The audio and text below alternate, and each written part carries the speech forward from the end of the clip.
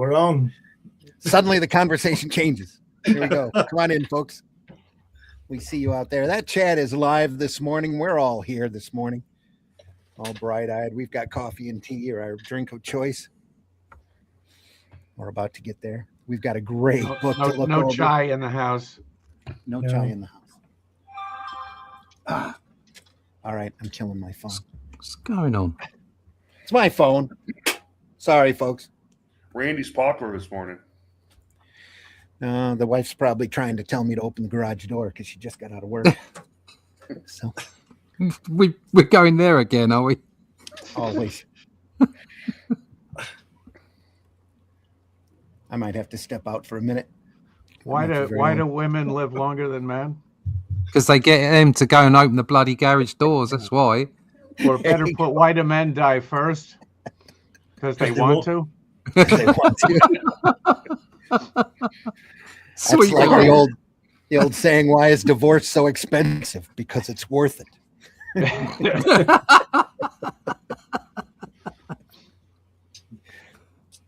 I'm so glad the wife never listens to my program. Anyway, here's the opening. Let's go. What? Even though I've been away for 2 weeks, nothing's changed. Nothing's changed. Here we go. That's the way you love it.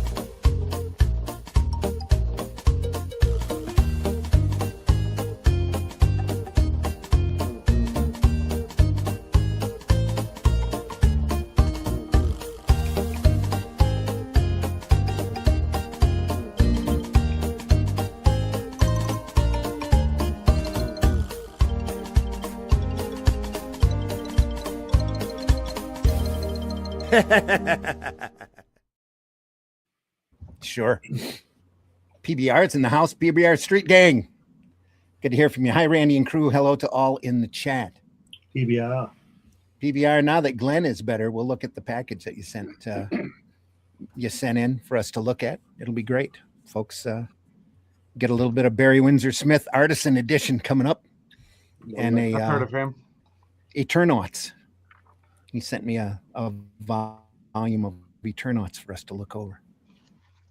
It'd be great. Well, I went to buy that and it was out. But the Red Nails is amazing. So check again. Yeah. Mm. The Red Nails. Folks, thanks so much for dropping by. We're going to look through Red Nails here in a week or so. Not only that, he sent the Artisan Edition, so it's shot off the original artwork. And he sent us a red treasury of Red Nails for us to compare it to, page to page. Why aren't we doing that now? So it's really. I've got a treasury of Red Nails. Because you were get beaten up. You were getting, yeah, it's the same thing. You were sick and getting better, and I didn't want to show it off without knowing. I appreciate that. I knew you would. Matt Black in the house. Morning, afternoon, all. Hey, look, it's that Rammer guy. That's spelled U-R. Come on, guys. It is. Rammer damn near killed him.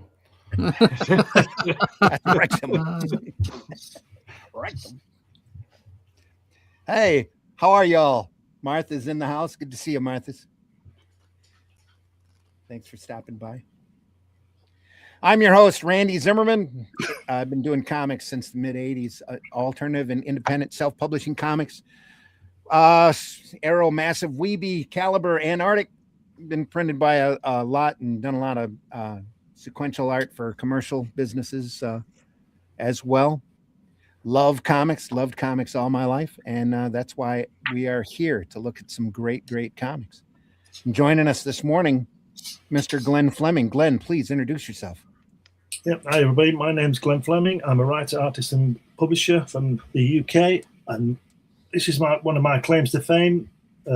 My book about Jack Kirby, which details my visits to meet the great man and his wife a couple of times back in the late 80s, early 90s. I also draw things, and this is my cartoon character Hatch. This Hatch annotated book is available from my comic. It's got lots of published work in it. Well, it's all published according to Randy now. Previously unpublished work in it, and lots of stuff in there. So check that out. That's from my comic. It's also falling apart, this copy. Yeah, just wait until we get into today's book. Occasionally, I publish Comics Unlimited, which is a 100-page magazine about comics, surprisingly. All three people, apart from Mitch, have been in this magazine. Santino, Charles has been in it, Russ has been in it, Randy's been in it. It's about comics, interviews, and all kinds of stuff. Check it out. Each issue is about 100 pages of or more of comics history, folks. Just great articles.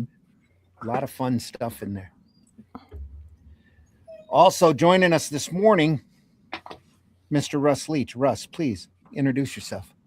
Hello, my name's Russ Leach. I'm a comic book artist from the UK, currently working on the Atlantean. If you want to find out more about that, go to russleach.com, sign up for the email list.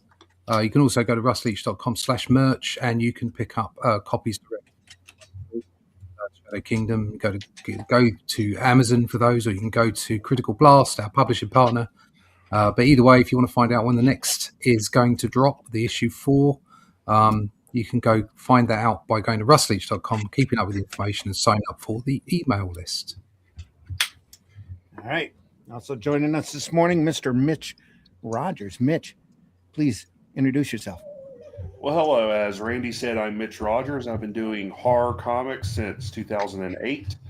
And I'm the creator and writer and artist of The Boger, about the demigod of vengeance that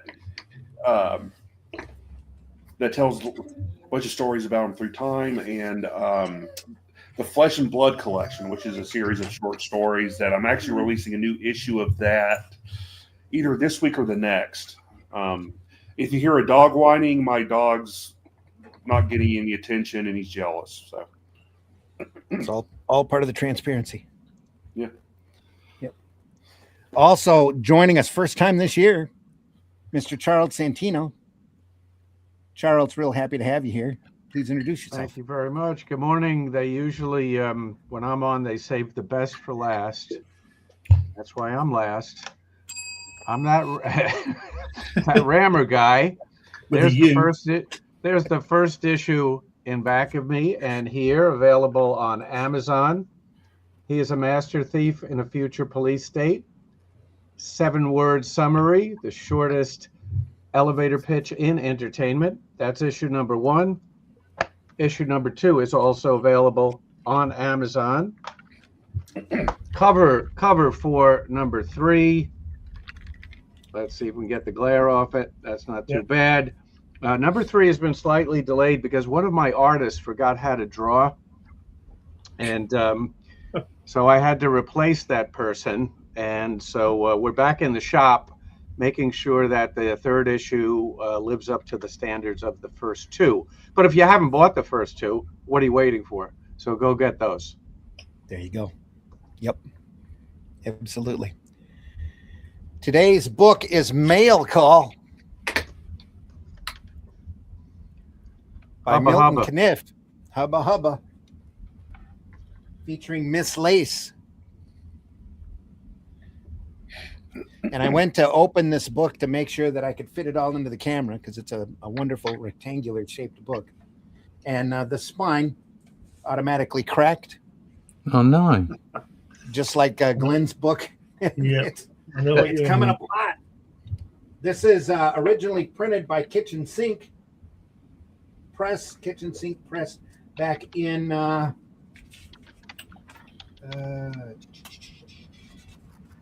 check that copyright date there. Copyright 1987. And if you were getting trade paperbacks printed back in 1987, there were a couple of publishers that used some really lousy glue for their graphic novels. And when you opened them up, it would just crack and fall all apart. And apparently this is one of them. Even though I've looked through this book a couple of times before and haven't had that problem, now I do. I bought it for a whopping $15 at a show. Woohoo. Cover price is probably less than that at the time it come out. Let's see, $11.95. So, but still worth the price of admission. The great Milton Caniff, comic strip artist extraordinaire, very sought after, creator of Terry and the Pirates. Got into a bidding war I believe, with his syndicate and left, and then went over to another syndicate. I think it was Universal, if I'm not mistaken, and created Steve Canyon. Both strips ran for many years, very popular. And Caniff is looked at as one of the true masters of comic strip art. And influenced more artists than you can list. Absolutely. And you'll see that as we go through and look at his style. This is the first time we've really looked at anything from Milton Caniff on this program. And I can't, like Charles says, his influence is absolutely legendary, right up there with Alex Raymond and Hal Foster. And this Vern is Hogarth. interesting. The original publication of this was by Simon and Schuster in the 40s. That is a common book, a hardcover that is available at very reasonable prices, believe it or not. That the Malden strip collections are really inexpensive too. Yeah, as well. They're there's a great book. eBay has I see at least 20 copies of the original hardcover. Wow. Yeah. Cheap. The creator of the Dragon Lady, Milton Caniff and Terry and the Pirates. Steve Canyon had a great legendary run as well. You can probably look up his biography on Wikipedia and find out more. A great shot there of Miss Lace. This strip was in more newspapers than any other comic strip ever. Mail call? Yeah, because it was in the military paper in the bases. Uh-huh. It was in 3,000 papers. Millions of images every month. Yeah. Marvy in the house. Good morning. Marvy. Full house today. Says Glenn is back. He is. Yeah. Morning, Jack. Jen. Sunday Funnies. My favorite comic book church. Thanks, Levi. Good to see you here. The guy on the right looks like Barbara from Kelly's Heroes. Barbara, I think. Barbara from Kelly's Heroes. This guy here. I take it. And again, look at how he does wrinkles here. Just simplicity. Yeah. Just strokes. Martha says, movie serial of Terry and the Pirates is here on YouTube. A must if you love bad FX and dudes in gorilla suits. There you go. You had me there at Gorilla Suits, yeah. Yeah, I think the first Shadow serial also you can find on YouTube. There's probably quite a few serials up there and available because nobody, really, they probably don't want to do a copyright strike on them. Yeah, the Superman serial where they animated him flying. Yeah. The Captain Marvel serial, if you get a chance to see that is beautiful. Just fantastic stuff. The really Batman crazy, very serial, bitchy. The Batman serial has great action and the worst costumes you've ever seen. Yeah. Both of them. But that Captain Marvel serial, that was the first live action superhero on film. And they got the lightning bolt wrong on Captain Marvel's chest. Was But it backwards or no, not it's just enough? a goofy shape. Started as they meant to go on, eh? Say what? Started as they meant to go on. Production Yeah. of comic books. Yeah.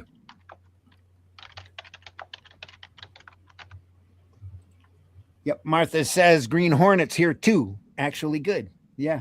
There's a lot of charm in those old serials. Love them. Radar Men in the Moon, probably there. The inspiration for the Rocketeer. Is that the Phantom Empire? Is that probably on there as well? I know Captain Cody, which was another inspiration for Rocketeers on YouTube, and that's funny to watch because to film him flying, they just had the guy stand there with his arms out and filmed him from the midsection up. I think for Captain Marvel, they put a mannequin on a piece of rope and slit him through the air. Superman, they just animated him like he turns into a cartoon before he lifts off. Well, that's because that Fleischer animation hit such a chord when it first came out. It was so great. It really turned into a phenomenon. And that was one of the reasons that DC was so mad at Fawcett, is that Fawcett was able to get a live action Captain Marvel serial out before they could do a live action Superman serial, because Fleischer still owned the rights to Superman on at the theater. That resulted in a another cease and desist and a very long court battle between Captain Marvel and Superman. Yeah, that's the weird thing is about, franchises and copyrights is the franchise holder usually doesn't care about, possible copyright infringement until you start selling more than them. Then all of a sudden they're looking to sue you. Well, they gave him a cease and desist before the war started, and then didn't do anything until after the war and the Captain Marvel serial come out, and then they took him to court. So, but in the meantime, Captain Marvel sold millions of copies, and Captain Marvel Adventures was out every other week. Forward by Bill Maudlin, also very famous military cartoonist, and he did single panel cartoons. Willie and Joe. Willie and Joe.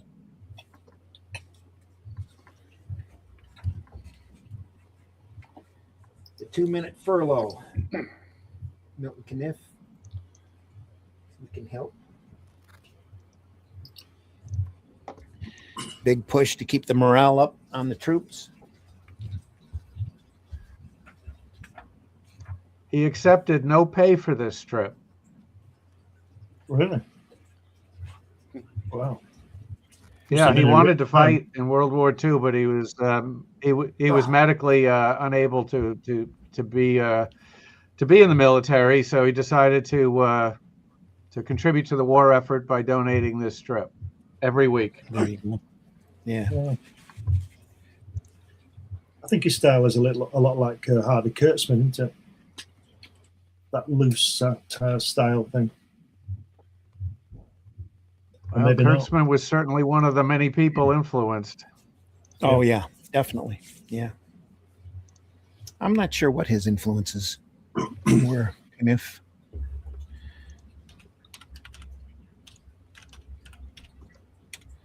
Well, this is early on, so there weren't enough. There probably wasn't enough professionals at the time to really be considered influences on other people. Probably. Yeah. But you can't look at Lee Elias or Frank Robbins' artwork without seeing Caniff all through it. Very heavily influenced.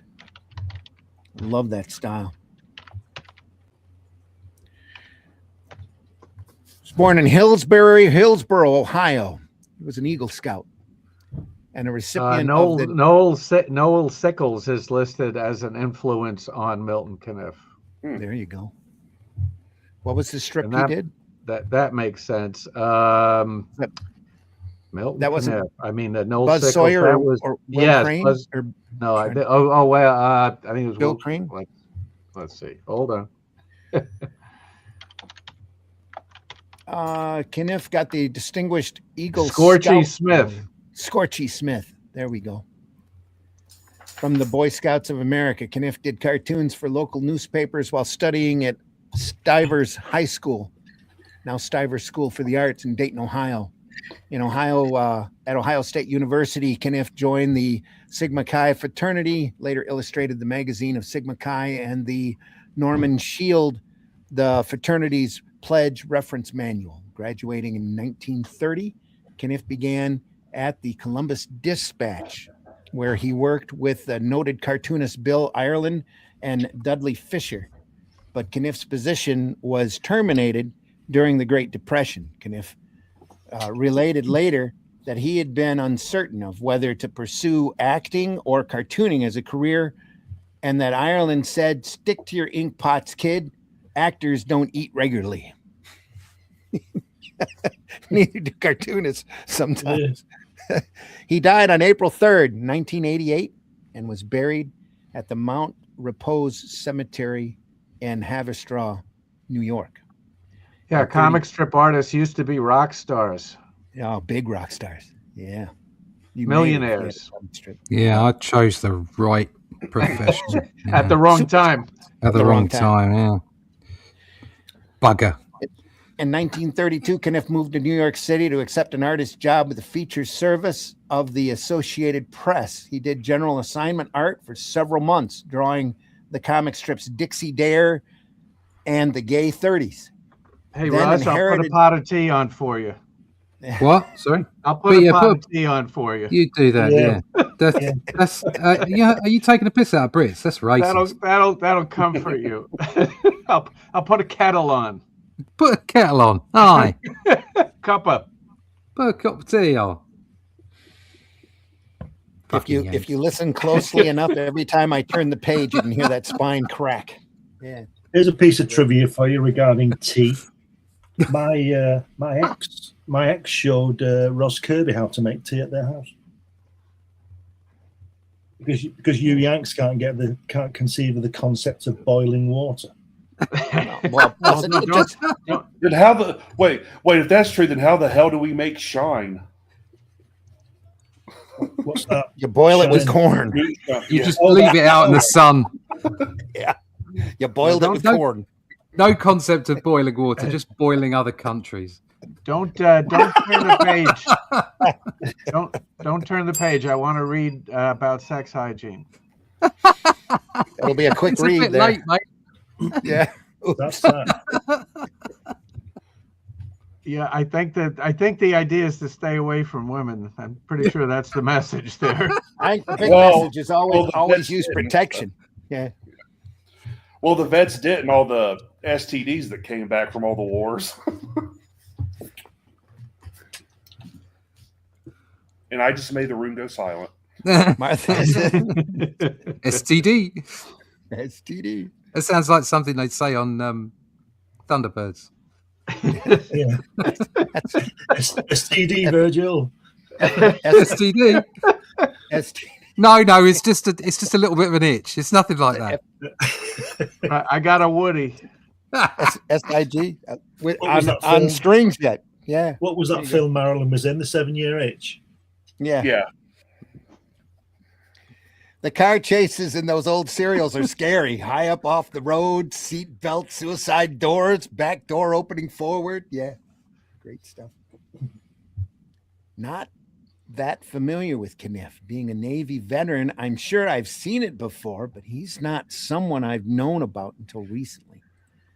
Well, that's the dying art of comic strips for you. That's the joy of Sunday Funnies. That's true. Yeah. So you'll learn something.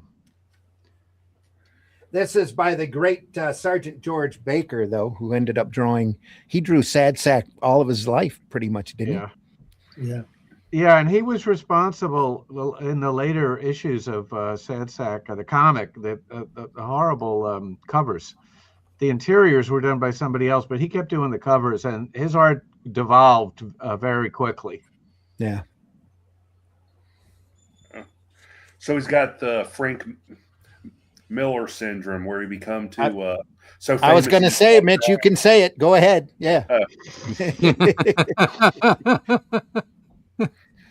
Continues his hate regime against Miller. Well, no. That's not what I totally agree with what he said. So do I. Style has devolved quite a bit, very rapidly. Yeah, and I don't hate Miller. I reread a lot of his stuff. It's just his stuff over the past 30 years. Yeah, it's just. I mean, Sin City was the height of his artistic abilities, and after that, it's like he just stopped caring. Yeah, sorry, I've spent years trying to make my style better, and then he gets jobs drawing shit. I'm sorry, but it is. Yeah. Say what you mean. Say what you mean. What's the sometimes you say, what's the point? Yeah, like he went from these like beautiful layouts and action sequences in a Daredevil, and now it's like, a cover of his is just a poorly drawn Superman in the sky just doing nothing. Your dog could do better. Say the word thing. Anyway. How dare you? Hell, my dog's taken shits that have had better line work than current filler artwork. Please address all those comments to Mr. Mitch Rogers. Yeah. We do welcome a variety of opinions on this program. Just like in Home Improvement, every time Tim would say something misogynist, Al would hold up the big sign with his address on it to send letters to. That's Tim Taylor, care of Tool Time. It's something that a misogynist would say. And I said it. Self-portrait Anyway. here on the left. Yeah. It seems like Milton Caniff is a perfectionist. Well, not a perfectionist, but trying to do the right thing. This is the kind of thing I would do. Get those insignia right. 4 blades on the P47. I'd look that up. Number of buttons on a GI blouse. I'd look that up. Well, he was drawn for military publications. If he was off at all, they would let him know. Yeah, those DC war books were generally pretty good for that too. But then again, he draws that guy on the right and the helmet's wrong. Yeah. This guy? Yeah. Yeah. Looks You too can't have high. everything. Helmets don't look like that. It might do if you've been squashed by a tank or something, but not regular. It's sitting too high on his head. Yeah. Looks Not like that he's been shape. through a lot, though. Yeah. In that 1,000-yard stare. That's it. Chinese flag has 12-pointed star. Yeah. Cavalry officers wear boots. I guess he did do his research. Air Force is no Air Corps. No more officers' bars on shoulders. Shirts. Oh, I know why he's got that helmet wrong, because the helmet on the drawing is wrong. On the left. The drawing of him drawing the drawing board, the helmet's wrong anyway, so we'll have to forgive him for drawing it wrong. Yeah. Yeah.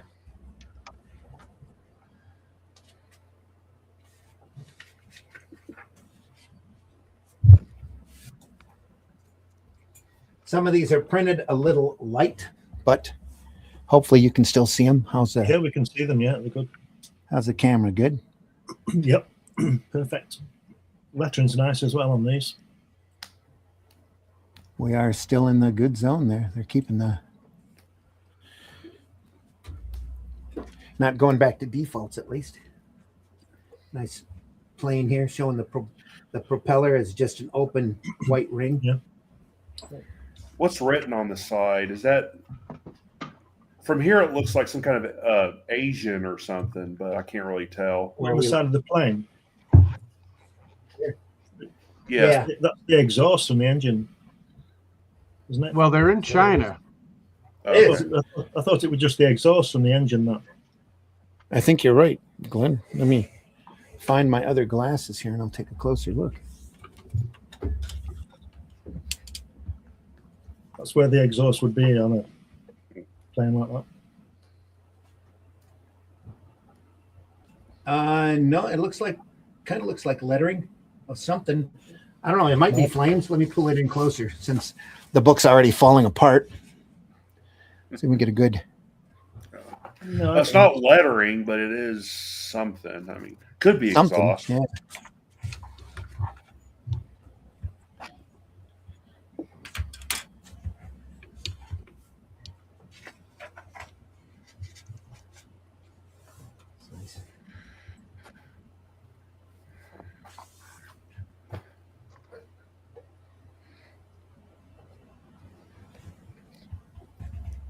Helmet's still wrong.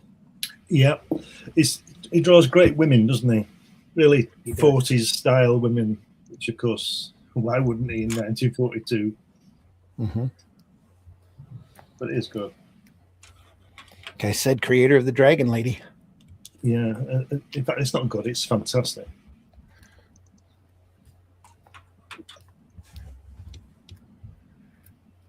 Maybe I should draw helmets wrong and somebody might pay me. And he can draw women that aren't pretty. Look at that. Oh. Okay, you Like guys, Monero. get dressed. Turn in your costumes to me. Yeah. Yeah, you hurry up. I got to get all them melons back to the mess hall. What? Oh, those are guys dressed as women. I got it.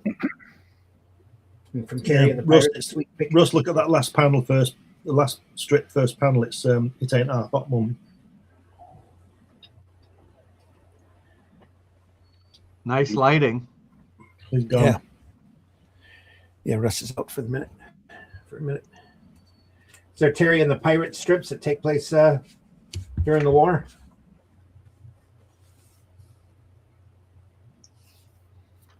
I like those silhouettes. Mhm. Yeah.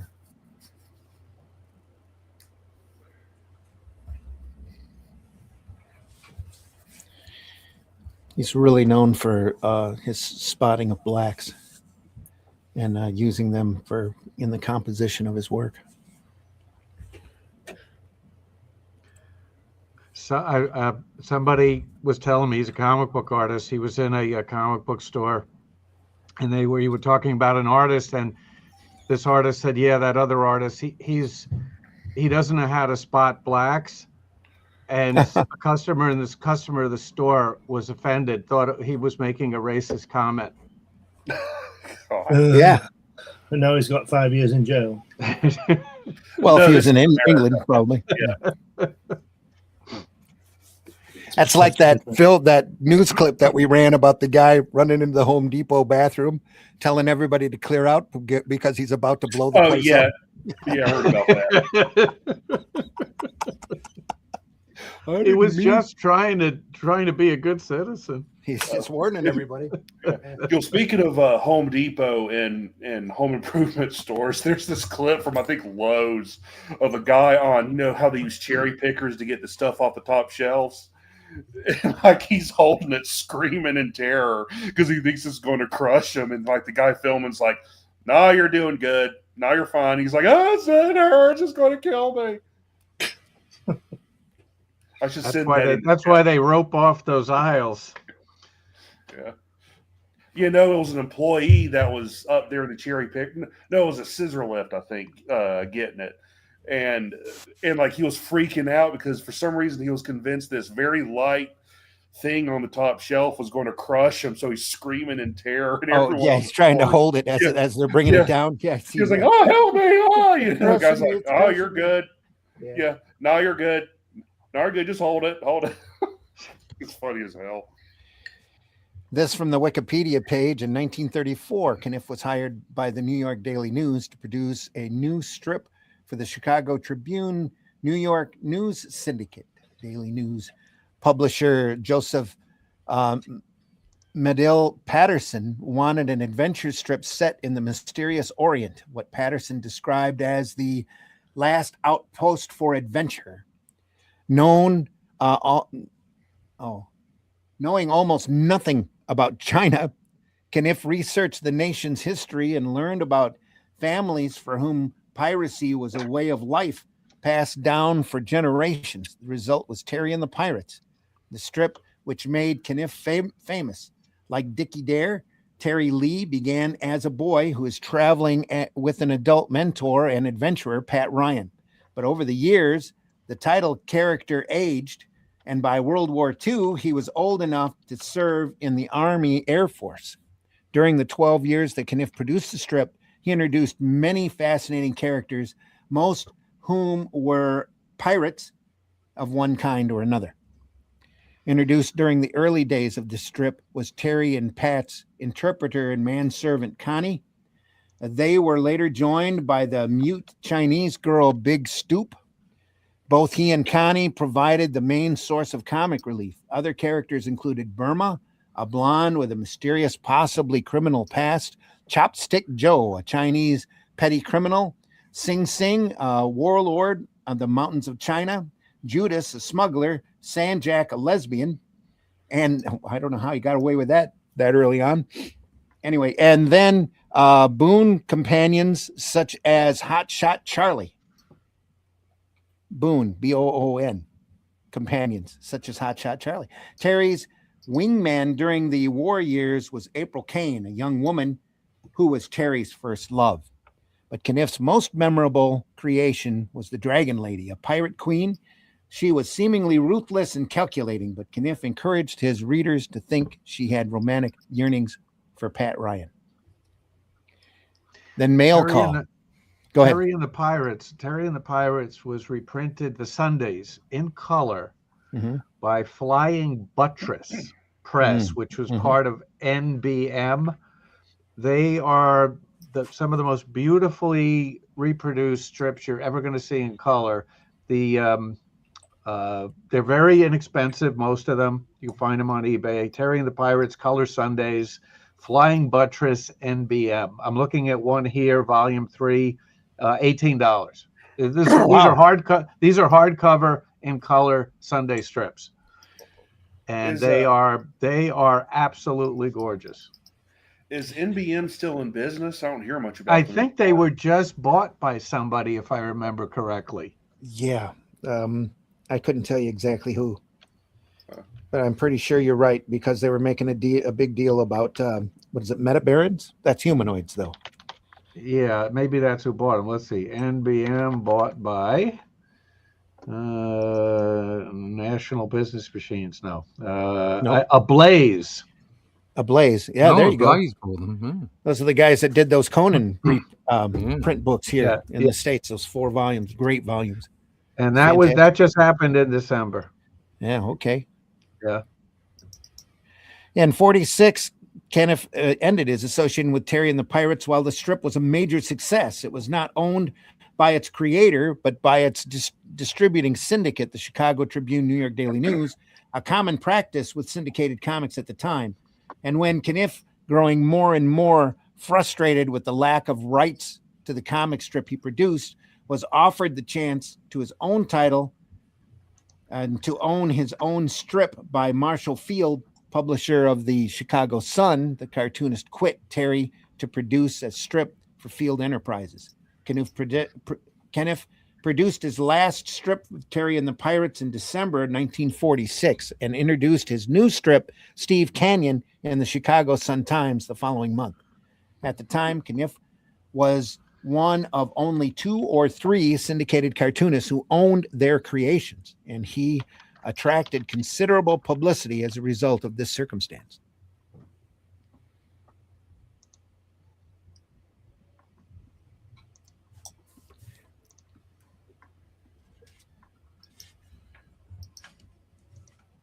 Now on to Mail Call. Ooh, I like that girl on the left-hand page. Oh. Madam Shoo Shoo. Both of them. As in the Great pastry? Yeah. As a cheesecake. It's just fill in those cups. Now the cups look fine the way they are.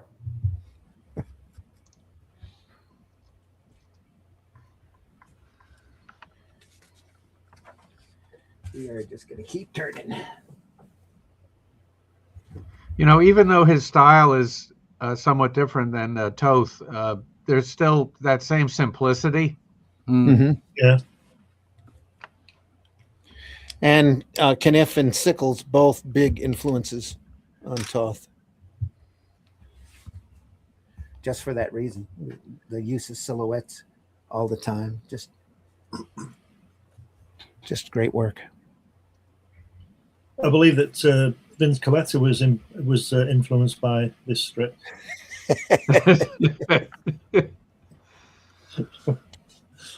Tell me I'm wrong. I just have a racer will travel. I just thought he was influenced by laziness. That's my opinion, though. Well, the faster he worked, the more he got paid. So that eraser was his tool of choice. Just got to wonder how many crow quills he burned through every issue that he used. You know, he had to have gone through at least 3 or 4 of them, scratching the boards like that. Anyway. Brushwork here, folks. Beautifully done compositions by a master craftsman.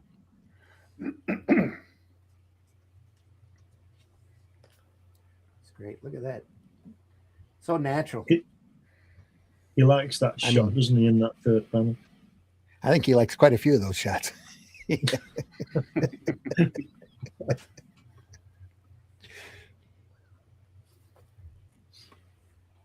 He does know how to draw a beautiful woman.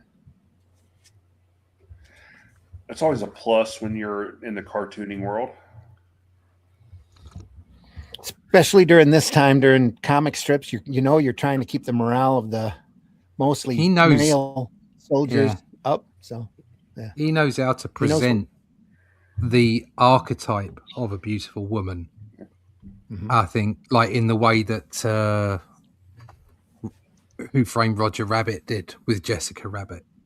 Oh yeah, very much so. See what I'm saying? It's like there's an accentuation, there's an identikit to the way that he draws a woman. We've seen other people do it. We've seen it in their own way. So Richard, somebody who drew that, the animator. I can't remember. Richard, somebody is called. Richard. That middle panel in that last strip is incredible. Yeah, when they're on the wires. Yeah, that's pretty amazing to be able to delineate all their shapes and have that. Do you think he did that without photo reference of any kind? I think he did because I bet he did. I think there's a slight error on the. What he's doing is he's cheating with the perspective on that. That doesn't mean he didn't use photo reference. No, I don't. I suppose. I mean, you could see when you say did he use photo reference? Do you mean did he trace something, or did he just look at some? That's not what I mean. No. I mean, did he have a photo of something like that at something like that angle? I don't think he necessarily had it at like that angle, but he would definitely have been looking at photo reference to help. I think the angle is incorrect. It's not right. Yeah. He's cheated in order to get it into the panel, which is great. That's what we do. It's very effective. Yeah, it's brilliant. Absolutely brilliant. And look at on the opposite page, the last panel, the depth of field.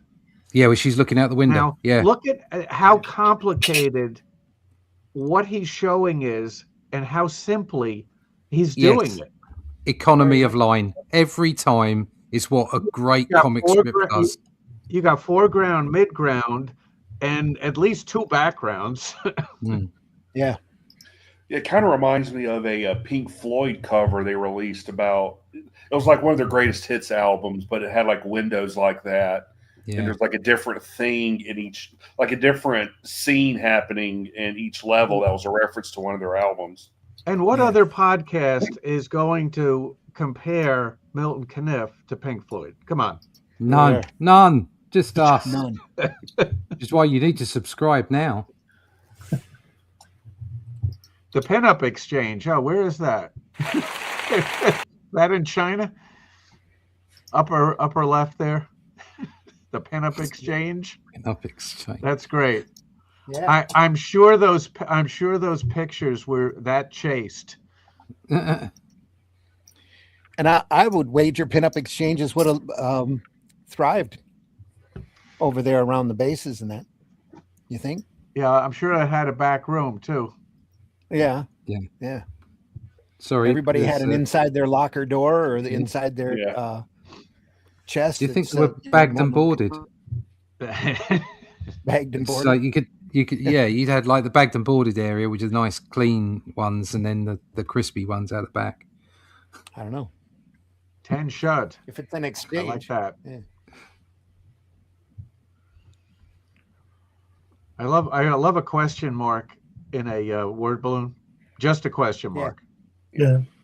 Oh. Every time I see one of those, though, I think of Scooby-Doo.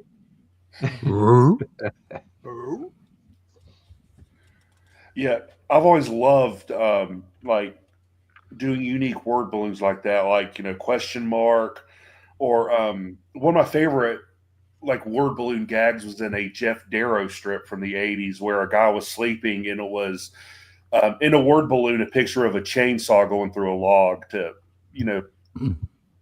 to symbolize he was snoring loudly. Oh yeah, that is an old emoji. I guess you would call it now. Old trope. Yeah, that's an old cartoon trope. Okay, That's where again, emojis lower came right. Last panel, lower right. Great angle, great shot, great shadows, Mm, and he knows how to spot blacks. not wrong. Yeah, that looks like a picture of me every time I leave a bar. There we go. No, officer, I'm trying to be drunk in the bar. They threw me into public. Yeah. Oh, we're back a little on that chat here. Let me see. Look at the guy's helmet. Look at that. Looks like a skateboard helmet. PBR, not that familiar with Caniff. We already passed through that. On the R, their plasma was dried as powder and reconstituted with sterile water. Had no idea. Wow. Saved a lot of lives. No need for blood tests before administering. Yeah. Downside was there was no way to screen for hepatitis.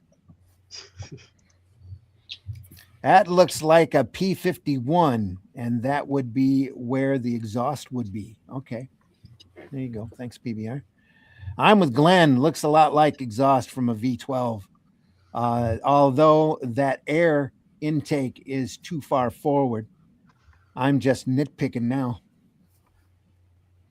Matt says, Marvy, something's I'm struggling is drawing women in that vintage style, but I'm getting there. Not easy to draw less lines, especially in the face. Yeah. That's how you keep them looking young. Every line adds 10 years. That's weird. Big Stoop is a guy in the movie series. Yeah, they probably pulled it from the strip. Yeah. The Pink Floyd album you're talking about is Gumma. Best song title ever is on that album. Several pieces of small furry animals gathered together in a cave and grooving with a pict. Okay. That's a song title. Yeah. Yeah. Yeah. I always wondered, is the picked, are they talking about in the title like a picked as far as the ethnic group in Europe or something Yes. else? Yes. Okay. Yep.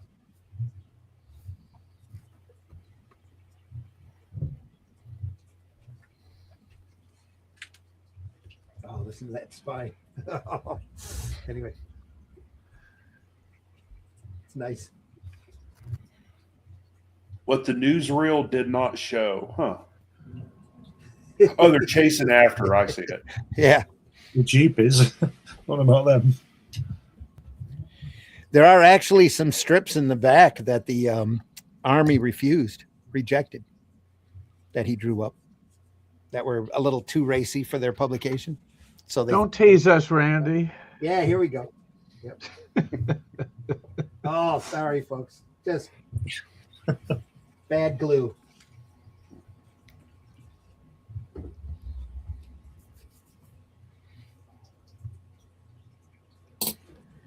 There's a bit of exposition. Boom.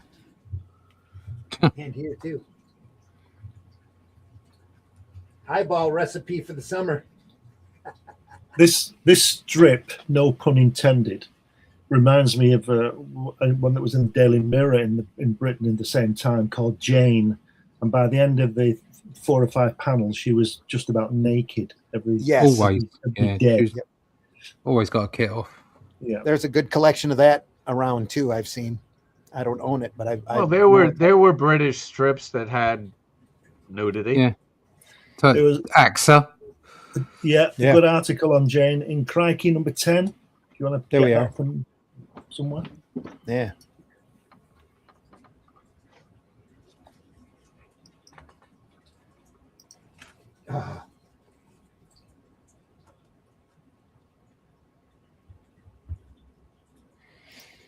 That's one of the reasons why I've been a little leery about bringing out the Dan Dare collections that I have, is I'm afraid this exact same thing will happen to them. And those are really printed on pretty slick paper in full color, just gorgeous stuff. Well, my Eagle comics are already falling apart, so we should use them. Yeah. There we are.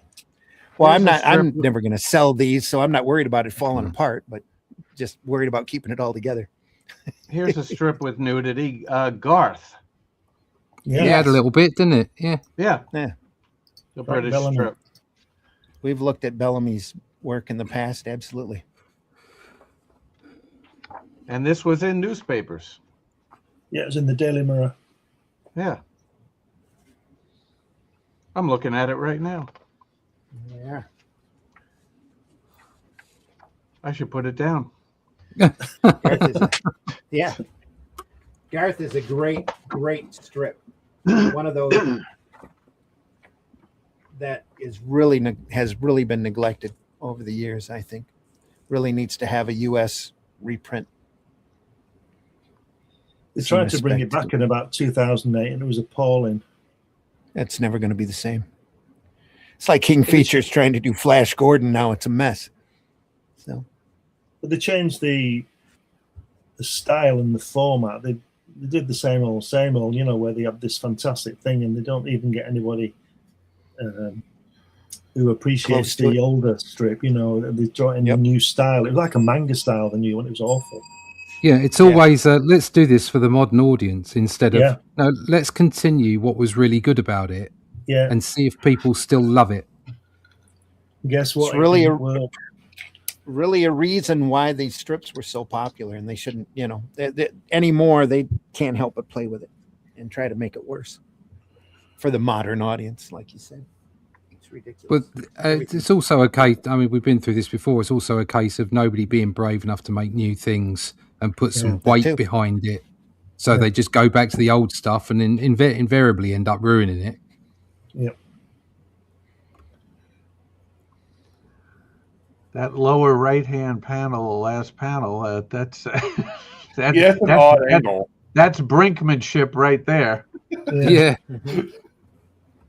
Yeah, I think the they would- boobs are kind of an odd. They're a bit layout. weird. Yeah. They're a bit odd. Is it spirit gum? Some sort of stickum? They're wall-eyed. Wall-eyed. Yeah, it looks like Tara Reid after her boob augmentation in the early 2000s. He's getting a look though. I don't think you'd be bothered if you're in France in 1944, would you? No, No. hell, I wouldn't be bothered if I was in France today. Oh, you Boob's might a be. boob. Boob's a boob. Just wear your rubber gloves. Yep.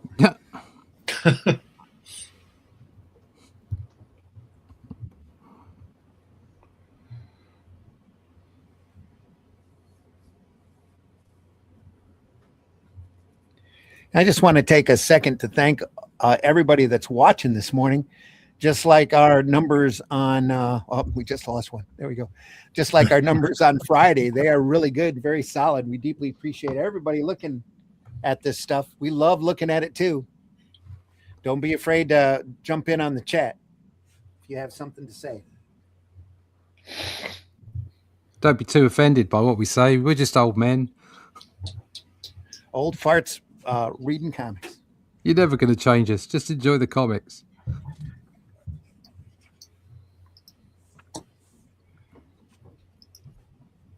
She looks like Vampirella, upper left there. Yeah. Yeah, little. Does.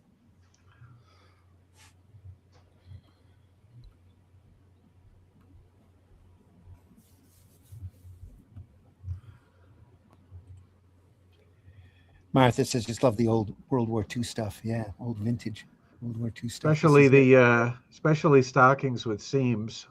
it. Yeah. Lower right. Yeah. Again, look at the simplicity.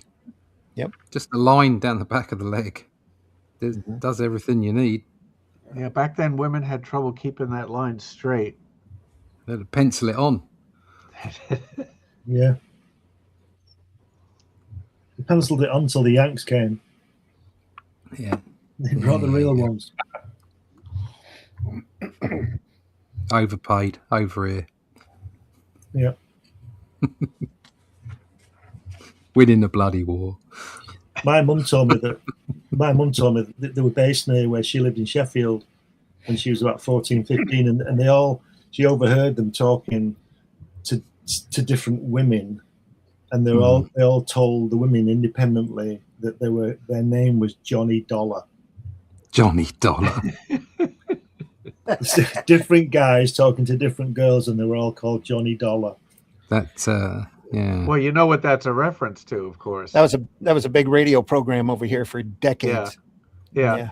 And each show would start with him reciting his latest Expense account. Expense account. Yes. Yeah. Right. He was Classic- an insurance. classic He was an insurance investigator. My mum got the impression that they were giving that name so they wouldn't know who they were later. Oh no, Yes. that's very much what it was. Yes, Absolutely. without doubt. Yeah. Yeah, I had a buddy when I was younger that would give my phone number out to the girls that he went out with. I get calls. You get any dates? No, I was married. No. Oh, wow, that sounds great. So you got divorced. Well, that doesn't. Well, I mean, that doesn't stop. Some people. No. Yeah, but I got past that pretty quickly in my misspent youth, first marriage. So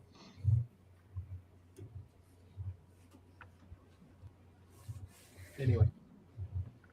Rank hinders impromptu propositions. Interesting. He'll have to go through channels.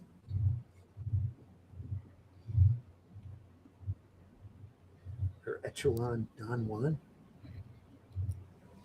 He's only got one arm, hasn't he? He's armless. Yeah.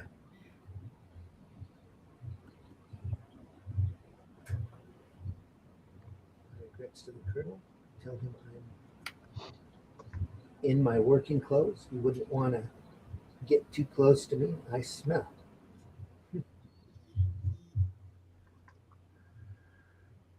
Oh, he's got an arm. He's got a left arm, and in the first panel on the right-hand page, up. There? Yeah. He's got it He's- pinned up. Yeah, but he's got because the second panel looks like he has no arms. Yeah, he's got his sleeve pinned up. Yeah, I'm just saying that I first saw the second panel. I was like, oh, that guy doesn't have any arms. But then I looked at the Oh yeah. first panel. I was just thinking out loud. Don't mind me. Nice. I said the weird thing. Say Somebody the else word. getting a thumping noise. My Not me. dog's beside the table. It's probably his tail beating. Hitting the He's microphone. humping the table. He's a bit Yeah. needy, your dog, isn't he, Mitch? That would be a whole different noise. Yeah, he is. I don't know where that came from, but Testosterone. Now he knows we're talking about him. Yeah. I don't know whether it's just me or not, but these past few strips, the art's got even better. Yeah.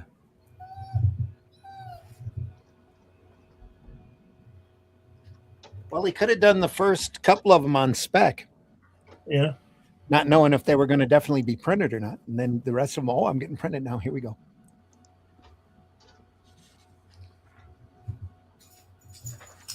Boom. That looks odd at first glance. yeah. Yeah. Thought, whoa, hang on a minute. Finally.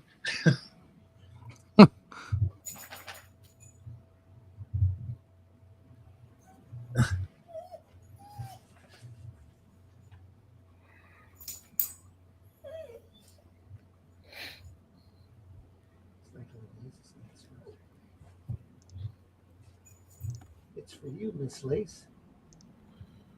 Well, thanks, Generals. But I didn't. I don't get it. We heard you was going to the dance with the Marine Company not just on the marksmanship medals. Oh, they brought her a little extra padding. That's what it was. Says, we heard you was going to the dance with the Marine Company, not just what just won the marksmanship medals. So they brought her some safety gear.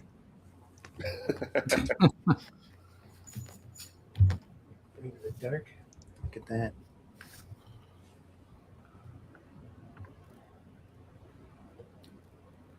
Crazy. Using his helmet as a trenching tool.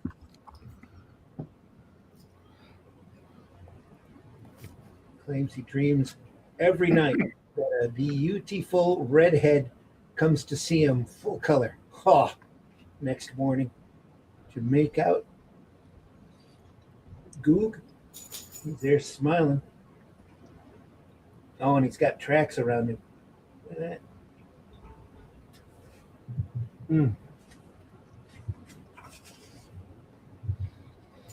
Every time I see a circular panel in a comic strip, I always think of family circus. Circus, yeah. Yeah. Of what? Say again. There's a comic strip of a family named Family Circus that ran for decades. Right. Here, that Yeah, it was in he a always circle. used circular panels. Yeah. Right.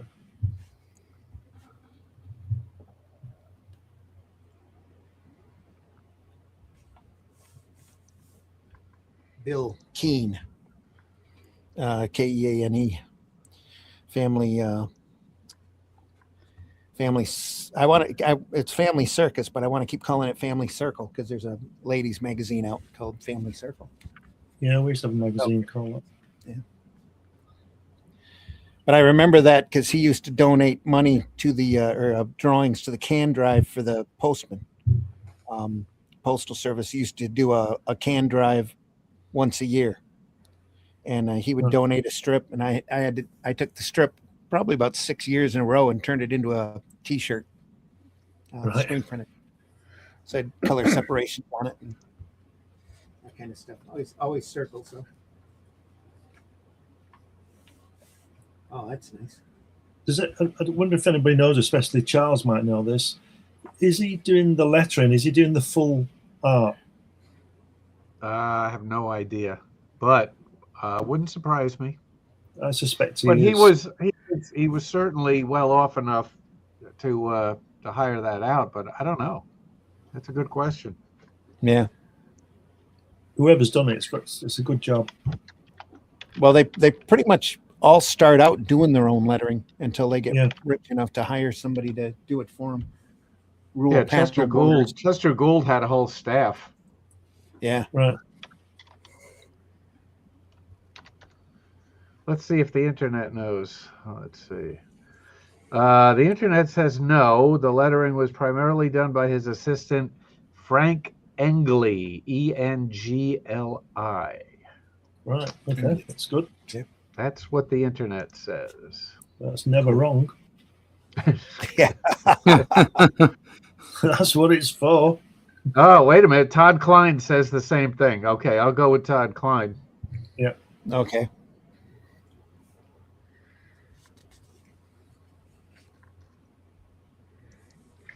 What did we do before the internet? We guessed. We argued violently. No, Or we before lied. Libraries of reference books, and argued. Yeah, violently. before the internet, we spent time at the library to Yes. get the truth. Or we made it up. Well, I still do that anyway. Nobody knows. Nobody cares. Just make it up. Who gives a damn? Yeah, fuck it. We'll all be dead in 100 years. Yep. Must have been a tight week here. Yeah. Vinny was in town. Silhouettes and no backgrounds. Yeah. Some deadline doom. He makes up for it though, before and after. Look at that. It's a nice shot. That's selective. That's selective. There's no need for a background there. No, there isn't. I'm on the artist side here. Yeah, I'm not complaining. No, I didn't say that to complain at all. It's not even a critique. I just did a whole page without any background. Shut up.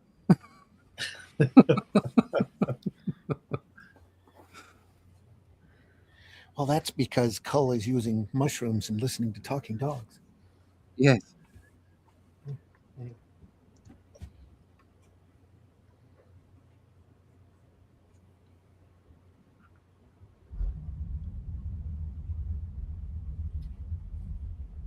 Forgot to tell you, Miss Lace said, Skid is unlimited engagement. He has lapses in memory. You in the next room, Randy? Yeah, I'm talking in the other direction. See that letter in there and that monument? Just go back. The letter in that monument there at the top right. If that had been done today, it'd be perfect. And that's why that's so good that Guy is taking his time to do that in his hand, rather than just type it and tweak it in Photoshop. That's why these things, part of the reason these things are so good. Yeah, you're right. Absolutely. There we are. That'll keep the guy's morale up. Fantastic. Yeah. Wow. Contour map. Note magnetic isthmus and topographical features. Look at how small he's drawn her feet in that last panel. Yeah.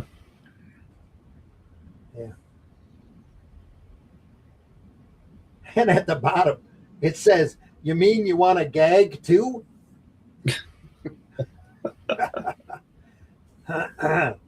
Yeah. I could say something, but I'm not going to. There we go. Yeah.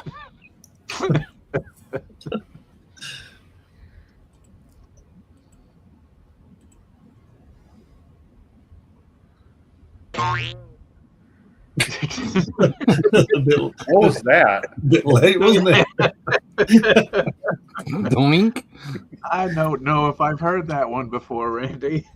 That was StreamYard's gift. We want everybody to pay $100 a month, and in return, we're going to give you some funny noises. That's right.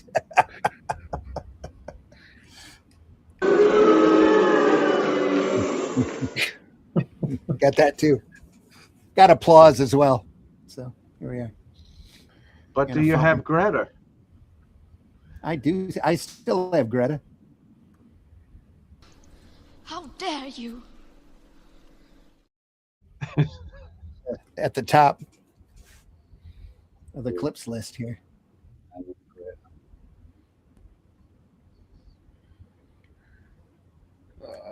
Yeah, she's getting arrested in every continent now. Yeah, She's so happy to have The drugs running. It's probably because of that haircut she's got now. Attention's the only thing that she can whore. So there you go. Yeah. So if she'd have been getting one of those yachts out towards, I don't know, out in Florida. No, Florida. So they'd have taken her out with a jet. Venezuela. Yeah. Venezuela, yeah. Venezuela. There were drugs. Look but at her hair. You know there was drugs. There was a Greta. Do you regret her? No. She must have been on drugs to get that haircut. Yeah. There you go. Oh, the guy who cut it was on drugs. Probably. I mean, I don't know why she makes enough money to get a good haircut. I don't know. Well, so do most of these women with the bizarre hair. Somebody's paying for it. We're all paying for it.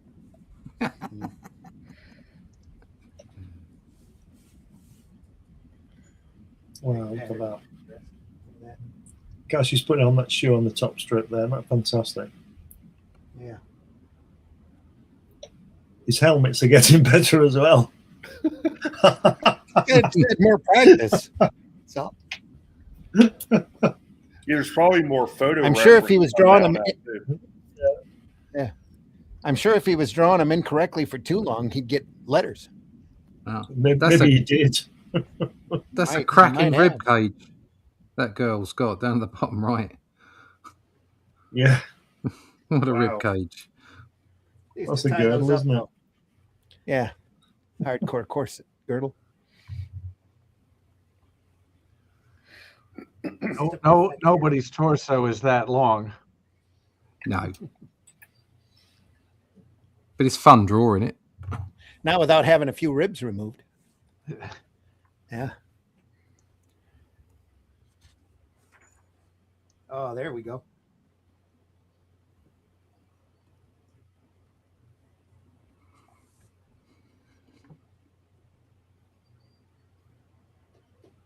Dworsky.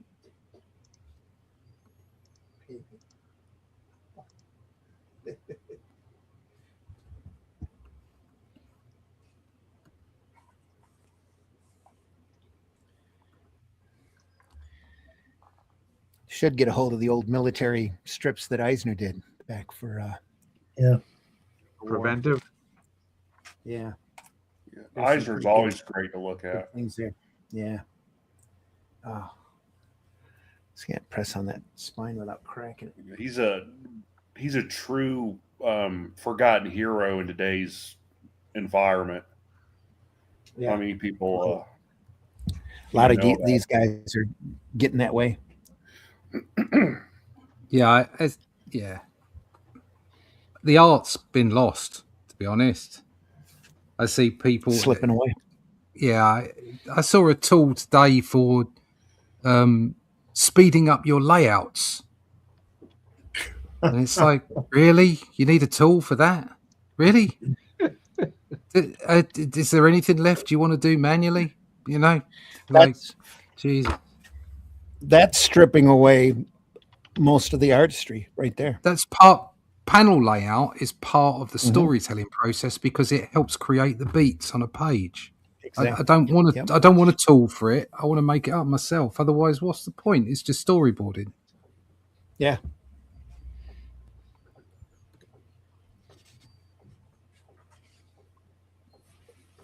It's a personal opinion. Nobody is arguing, that's for sure. Yep. Nobody at all.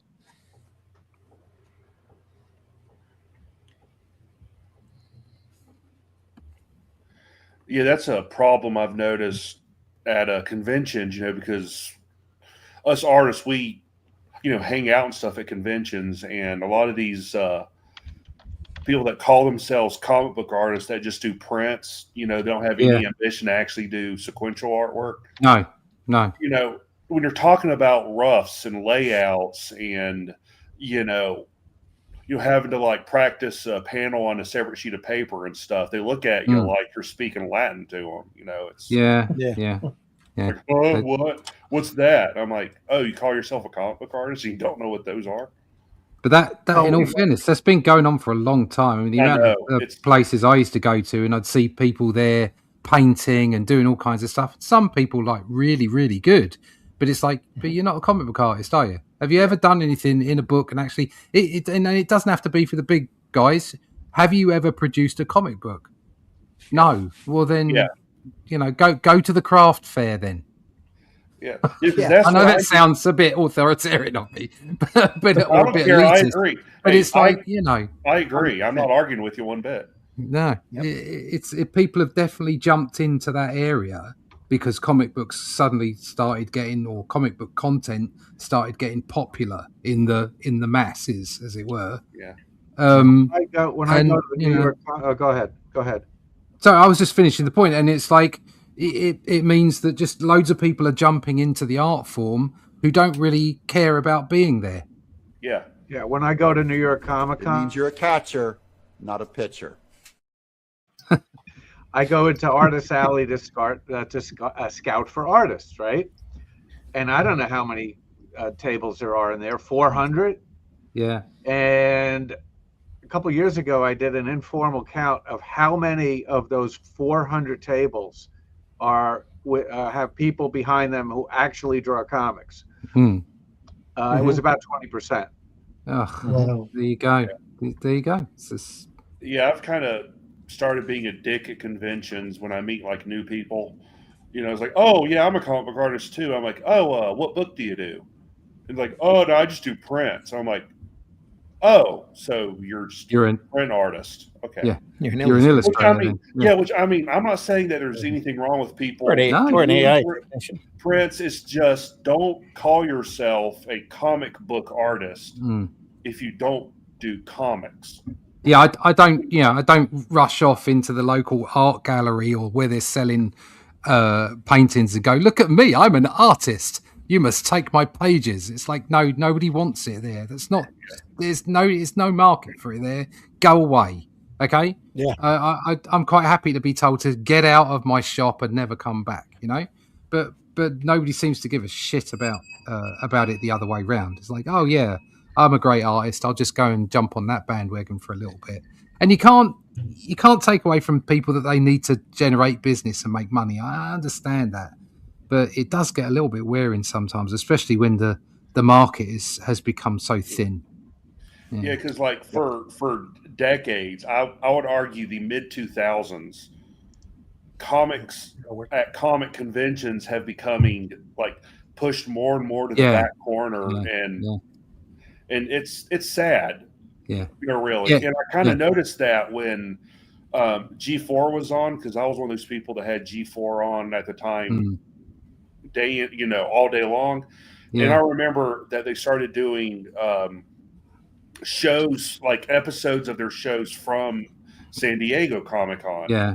So I was like, ooh, I can't wait to see that. But like, they only focused on the movies, and they even made a comment in one episode. It was like, yes, the only place to get movie news is here at San Diego Comic-Con. And I'm like, really?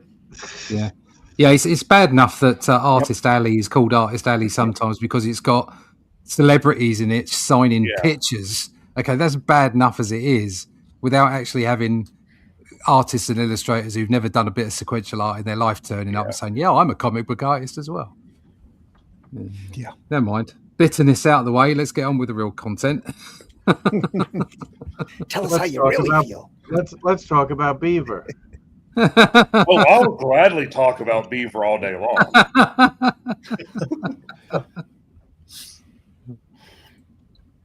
Hairy beaver, shaved beaver,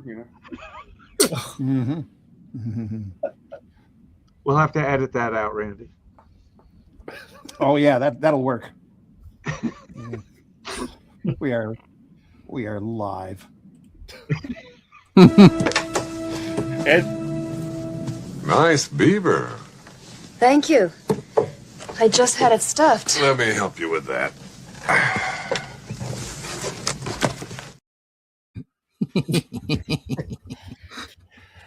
Figured it was necessary to play that clip. It was necessary. It was close to actually being unlawful not to have played it.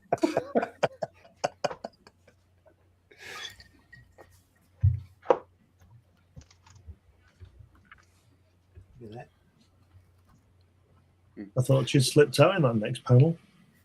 That's the top of the dress. Yeah.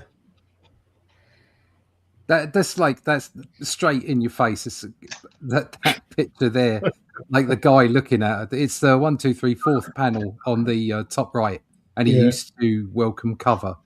That I mean, like, just don't even bother looking at the face. It's a body. There you go. Wait, women have faces? It's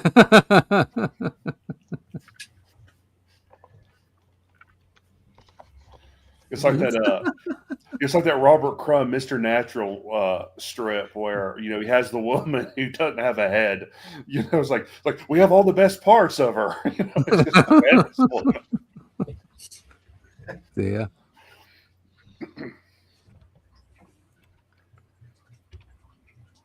Hot stuff, eh, boss? Yeah. Look at that. That's great. Got the life in draws that lovely image. ladies.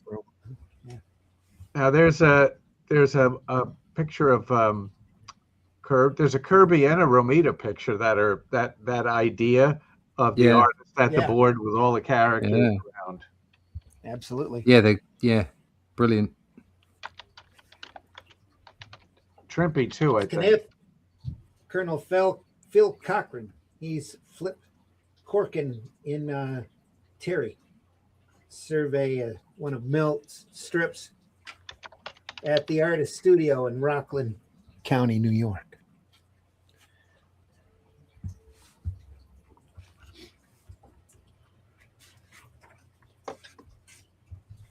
Meanwhile, back to the strip.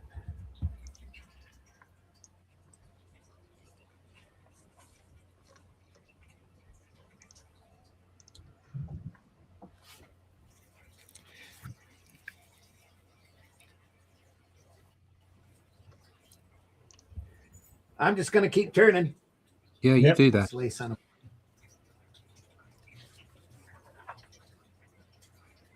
That's nice.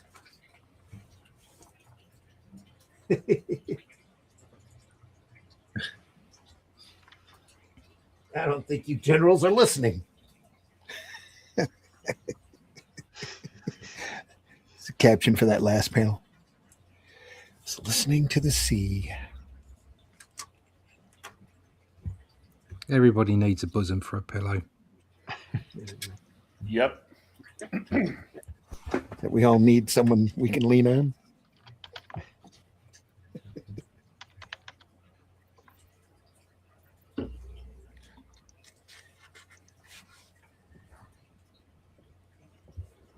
Miss Lace and Caniff make television debut. It really looks like Robin's there. Look at the size of the artwork. See a on lot that of it. photograph. Yeah. Yeah. Fantastic, isn't it? Blimey. That's the cover. That's the cover drawing there, isn't it? Yeah. It is. What it shows you is just how, even at that size, how economical he is with his lines. Yeah.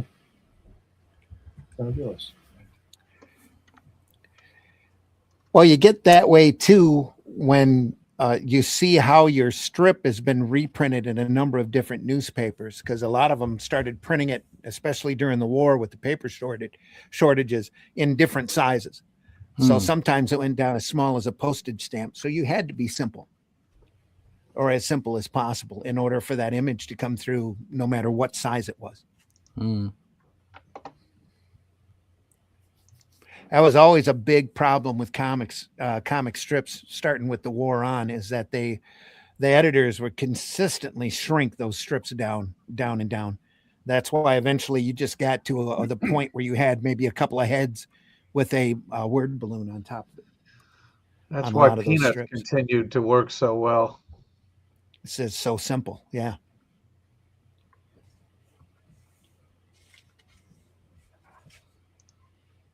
It's amazing with Peanuts. Well, my opinion, it's amazing. Like, if you ever see the original Peanut strips, how like almost perfect the line work is, and how geometric everything is compared to like what everyone thinks of when they think of Peanuts. That like loose line work and kind of scratchy ink work a little bit. It's a complete 180 from the way it started off. Well, then you get to the end of the strip that Schultz did, and he insisted on still drawing it himself, even though his hands were shaky. You can see a lot of it coming through on the page. But, just like Caniff, he was a workhorse.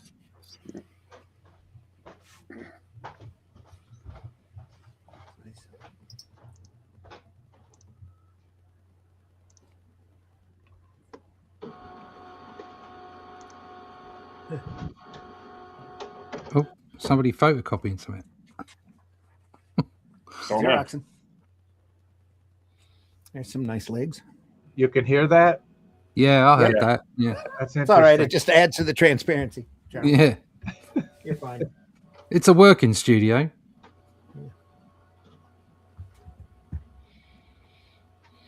It's my printer, scanner, fax copier. There you go. See, that's pretty. I love that. I love that kind of technology.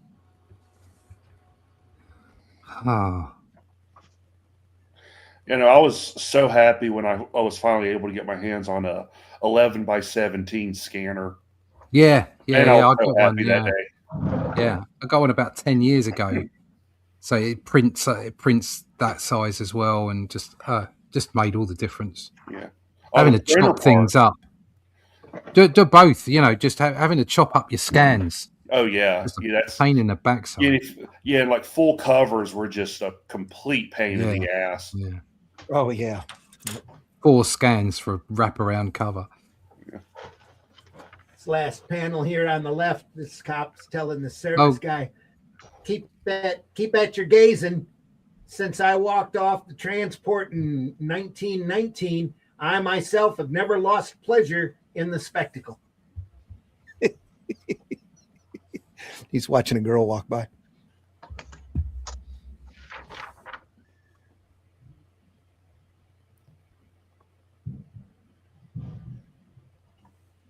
Yeah. Gee, I'll bet you're glad to have him back, Mrs. Smith. You can say that again. Look at him in there sleeping so peaceful. I really stopped to ask if you're going down to market. She goes, no, not today. He's liable to wake up and want something. And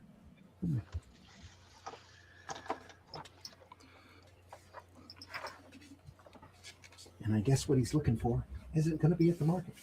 Hey, Randy, don't close out the show without showing us the strips the Army wouldn't print. Yeah, we're getting there. We're not even an hour and a half in. We don't have much farther to go.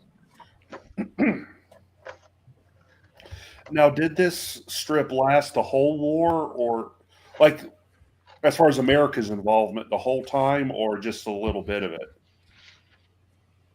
I'm not sure on the exact run here. I can pull it up on. At the beginning, this might answer the question. At the beginning, at the bottom of the pages, it said 1942, and these are what 14th of October 1945. So that's after the war, isn't it? That's after the war ended for everybody. Yeah, it ran from 42 to 46. Yeah. Yep. So there you go. And that was what, weekly? Yeah. Yeah. So he was still doing Terry at this point. Oh, so these aren't dailies. These are These are Sundays. Yeah. Strips, right? Oh. Well, weekly. Yeah. I think they were in a weekly military publication. Yeah. That went out to the boy. Wait a minute. Hold on. No, this says daily. Is that possible? That doesn't seem possible. Well, the first strip there says, I'm not disputing what you're saying, Charles, but the first one says the 7th of October, and the one underneath it says the 14th of October. Yeah, so it says the 21st and then the 28th. Yeah, okay. I mean, would they be in Yank, that magazine, Yank? Give me just a second. During the war, Caniff began a second strip, a special version of Terry and the Pirates without Terry, but featuring the blonde bombshell Burma. Caniff donated all of his work on this strip to the armed forces. The strip was available only in military newspapers. After complaints from the Miami Herald about the military version of the strip being published by military newspapers in the Herald's circulation territory, the strip was renamed Mail Call and given a new star, Miss Lace, a beautiful woman who lived near every military base and enjoyed the company of enlisted men whom she addressed as generals. Her function... She sounds like a keeper. Yeah. Sounds like a whore. Her function... I was trying to be a little bit more subtle than that, but okay. So what's the difference? Hey, I'm not complaining. I love me a good fun time girl, but I mean, come on. Her function, Caniff often said, was to remind servicemen what they were fighting for. And while the situations in the strip included much double entendre, Miss Lace was not portrayed as being promiscuous. Oh, that's lovely. Is that much more so than civilian comic strips which portrayed military characters? Mail Call was notable for its honest depiction of what the servicemen encountered. One strip displays Lace dating a soldier on leave who had lost an arm. She lost her temper when a civilian insulted him for that disability. Another strip had her dancing with a man in civilian clothes. A disgruntled GI shoved and mocked him for having an easy life, but Lace's partner was in fact an ex-GI blinded in battle. Caniff continued mail call until 7 months after VJ Day ended it in March of 1946. 46, Caniff ended his association with Terry and the Pirates. While the strip was a major success, it was not owned by the creator, but by its distributing syndicate, Chicago Tribune, New York Daily News, a common practice. I think I read that already. Growing more and more frustrated with the lack of rights and comic strip produced, offered the chance at his own strip, and he jumped at it, which was Steve Canyon. So although dripping in the social culture of the day, it had a progressive undertone to it, which is kind of cool. It was definitely sympathetic and humanistic, which is I don't think a left or right thing. No. When I say progressive, I mean it in the literal term of the word, not in the political term. I don't think being progressive is left or right. It's about doing the right thing. But I mean the fact that even though the social constructs at the time would have been far harsher than they are now, there was still he still was really interested in the fact that there were like just like the guy with one arm, and the girl, although being very sort of popular, was not shown to be promiscuous, like things like that, just like morals, I suppose. No different to the end of a Simpsons episode, really, when you see it in that way, Yeah, and like I'm about like the servicemen that like were blinded and lost an arm. At this time, like if in popular media or just media in general, if someone was like a vet who lost something or like was injured, it's usually like a facial scar or something. Yeah. So to show someone without an arm or someone that was blinded is really like advancing the knowledge of the military forces tremendously. Yeah. Mm-hmm. Uh-oh. Keep talking amongst yourselves for somebody needs a garage door opening somewhere. Quick, come and help us, garage door man. At that moment, Randy took off his alter ego as Randy Zimmerman, jumped into the back of his office and created the character known as Garage Door Man. No time for the in-out, love. Just come to read the meter. I thought you were going to say Captain Dildo there for a minute.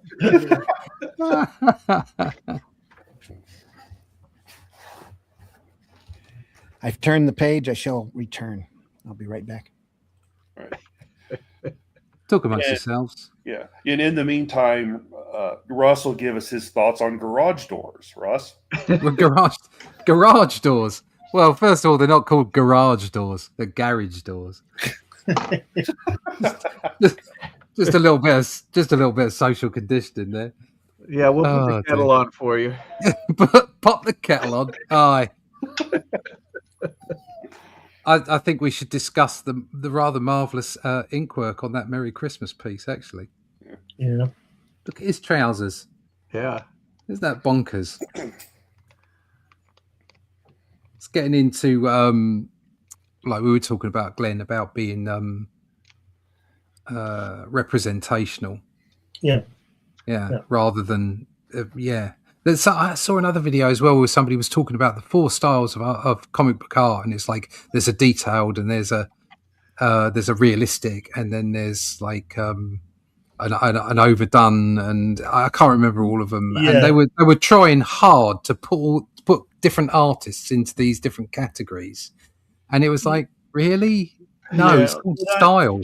What I was saying, meaning about the reference for the weapons and things, which I like to do anyway, it's so that you can, how can I put it, not draw all of it. Yes. You need, it's like we always say about leaving things out. You need to know what that M1 Garand is like, so you don't draw all of it. Yes, exactly. There's a YouTube video on Graham Nolan's channel, and there was a video where he's he has Kelly Jones on. They're talking about like their work, creating Bane, Chuck Dixon and all that, and they kind of were talking about modern comic book art, like we're talking about. There's this obsession with drawing every seam in a uniform, drawing every shoelace, just overly detailed, and they're like, just draw it and get it out, But that's also part of the flow. It's like we were talking about the difference between illustrators and sequential artists. Sequential artists are all about telling the story, and illustrators are about making every panel beautiful. Yeah, I know I'm being a little bit too binary, but do you know what I mean? That's like putting let's say John Buscema next to Norman Rockwell. Yes, exactly. Which is better? Well, the one for comic books. Exactly, yeah. Buscema, exactly. Yeah. But you wouldn't want to choose. You couldn't choose if you weren't taking those things into consideration. No, because they're both. They would be both amazing drawings. They're both giants. Yeah. What I was saying before about the, you need to know. Like I say, you need to know what that American Army helmet looks like, so you can take all the detail out of it. But it's got to look right, in my opinion. And a different weapon. The Germans have different weapons than the Americans and the British. So you've got to. To me, it's not good enough just to draw a generic rifle. It needs to look like it's time. Yeah. But if you think about it, what you're saying about the rifle there, or a car, or a horse, or anatomy, it works on all scales. Yeah. Doesn't matter what you're drawing. You need to understand it before you can take the shortcut. Look at Harvey Kurtzman's War Stories if you want to see that. Exactly. Yeah. Exactly. But you can identify the weapons in his strip. Yeah. And it's like Randy says about what was it he said about Toff? You draw the hell out of it. So what was that? Yeah. You draw it as simple as possible, and then you draw the hell out of it. Yeah. That's exactly right. That's what comic book art is about. Yeah, which is why. Sorry. Yeah, Kurtzman was a stickler for detail. He had to get everything right, but look at the simplicity and look at what he left out. Yeah. Exactly. Yeah. Which is why it's an art form that you can have somebody like Mike Mignola or Alex Toth sit beside someone like Neil Adams. John Buscema, Neil Adams. Yeah, exactly. Yeah. Mm-hmm. Is this a Tijuana Bible kind of thing? Critical Blast. No, this is a military comic strip drawn by Milton Caniff for the military papers. We'd get taken off air if it was military, if it was Tijuana Bibles. I don't know about that anymore either. I think we might get a strike, but we're not, we're not making money at this. Right, okay. If anything, we'd be taken out for hard nudity. But I've seen plenty of underground comics on here that have full, not on here, but on YouTube, other channels that have full nudity that they've left on there. Then we need to get Den on then. Never wear. We use our car shed to store cheese. It's our fromage garage.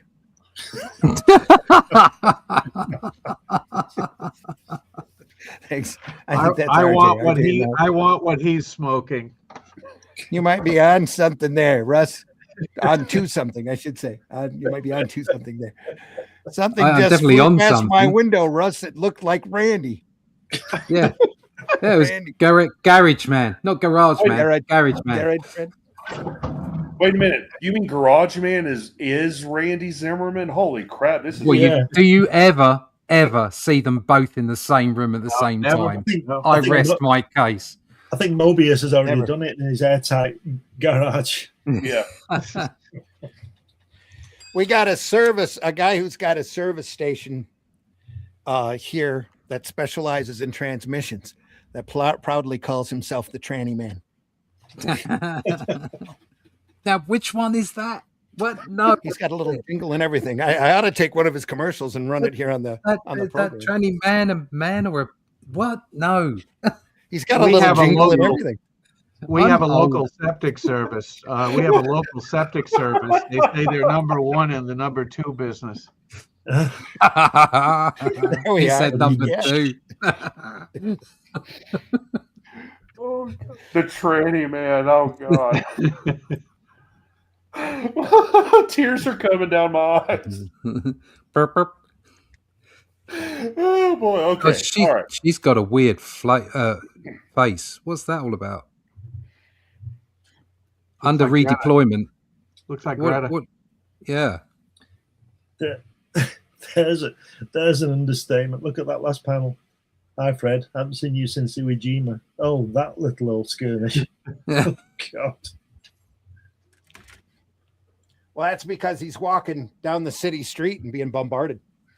Yeah. The nylons are on sale. Oh, that little skirmish. He's all mangled here too. That's Oh, that nothing looks compared to Black Friday. Actually, That cool. last panel really looks like Kurtzman. Yeah. Does.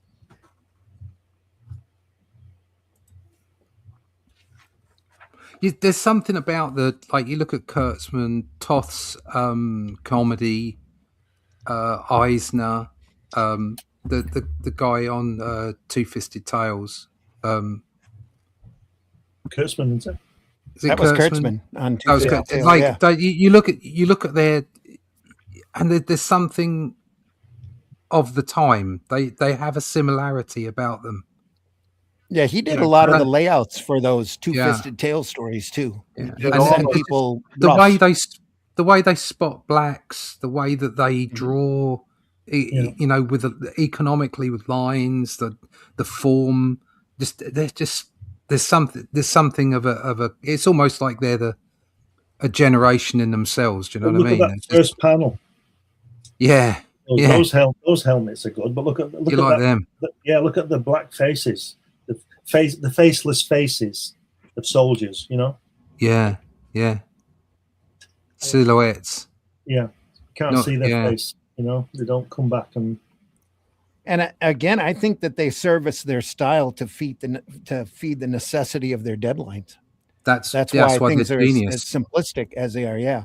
But that's why they're genius. That's true, the whole point of sequential art. I think that's something else that we may be missing, is that people that don't stay on runs as long as they used to. You don't get creative teams that stay on something. No. And then sometimes you'll get teams in that are they do beautiful work, okay, but they're blown out. They can't do more than 1 or 2 episodes, or they can do a one-off. And what that loses is it loses the flow and the core of the sequential art that you get in these things, that you get in the examples that we're showing. It's I think it's just slightly missing now. I think Randy won't be happy with what I'm going to say now, but I think you put too much emphasis, Randy, on this deadline thing. I think these people just draw. I know they've got a deadline, but I don't think they take shortcuts like those guys in that first panel. I don't think that that's a shortcut because he's on a deadline, that he's done those faces black. Yeah, he's I think he did it. I think he did it to keep them anonymous. Is what? Yeah, exactly. Yeah. Faceless faces. Yeah. And Kurtzman, I think Caniff had inking assistants on this. Yeah. I'm talking like Toth, when he was doing the animation stuff, he stripped it down so the animators could draw it quickly. But CC Beck, when he first approached Captain Marvel, come off of an advertising background and stripped his style down to just bare necessity because he felt that comics needed that color to come through. Isn't that Captain part of the Marvel's brief, in a though? great suit. Isn't that part of the brief, the concept of what's going on? Yeah. It's all part of it. I think sometimes, especially when you look at some of the monthly comics from the 70s onwards, I think in some of those cases, you can definitely see that the schedule has impacted the art in some way.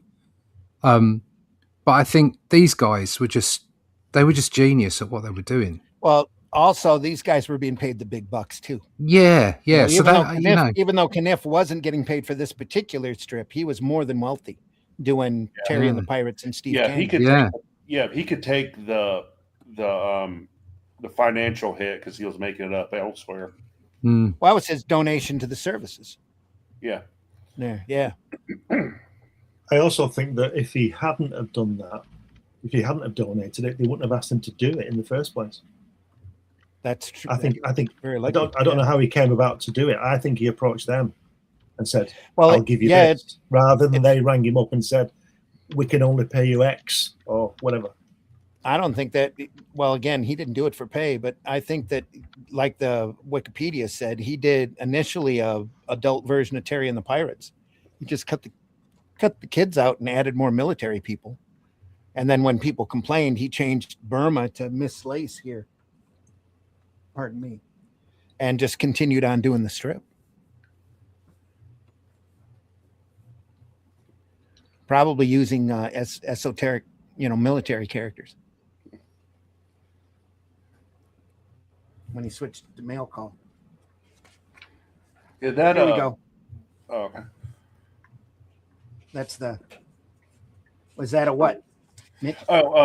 Just on the right-hand page, the top strip, that I don't know if it's intended, but the way he draws the guy kind of seems like, one of those kids that was like 13, 14 that lied about their age to fight in the war back then. That kid reminds me of Richard Nixon. This guy? Yeah. I know what you mean, Mitch. Yeah. Yeah. I think you're right. I'm not a crook. We're keeping the door. Spyro Agnew. Yeah.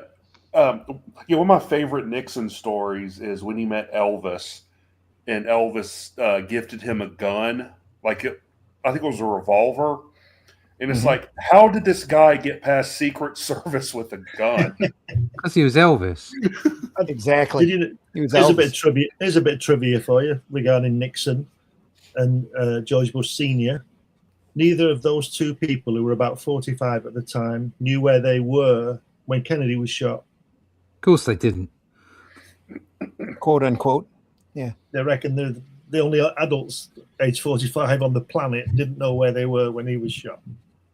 They were looking at the latest UFO files. In a secret base, a mile underground. In a secret base. Yeah, in a secret base. I'm not joking. No. Here's a bit of Elvis trivia for you. Right before he passed, he was in negotiations to be a traveling Wilbury.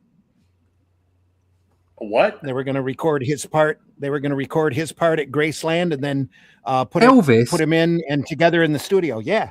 Elvis died in 1977, didn't he? 77. Right before he passed. Yeah. But no, the traveling Wilburys were the 90s. Yes. Late 80s. Yeah, you mean... Well, yeah, late 80s, 90s. Yes. Yeah, late 80s. Yeah. There's an interview out there with Harrison saying that they were ready to go. Maybe you're talking about Elvis Costello? Yeah. Oh, I thought it was Elvis Presley. I could have my dates wrong. There's a 20-year difference, or at the very least, 15-year difference.